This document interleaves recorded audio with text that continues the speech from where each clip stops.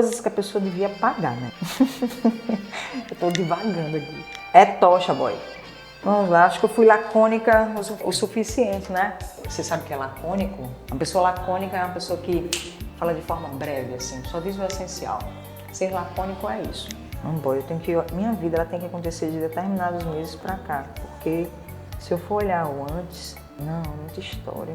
É igual você pensar em história com E e história com H. As pessoas dizem assim, Fromo, história com H ainda existe?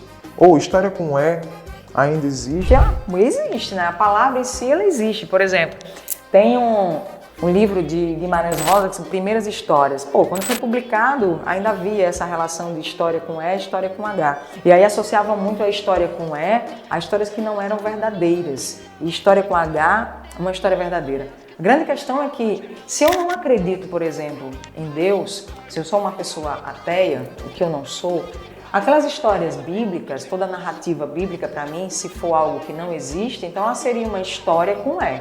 E se para quem acredita é uma história com H, pô, aí não ia ser coerente.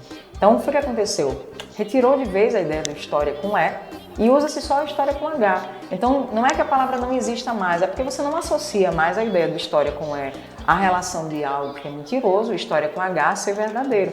Porque tem pessoas que contam muitas histórias aí e não são verdade, né? Você está assistindo o BBB e deve ter ouvido muita história aí que não bate uma coisa com a outra, né? Por isso você vai dizer, por exemplo, que alguém está contando aquela história ali que é verdade, é uma história com E, não é tudo com H mesmo. Mas bota um H minúsculo aí para desvalorizar um pouquinho essa história, tá bom? Mas é isso. Importante saber. História com H sempre, tá bom? Valeu!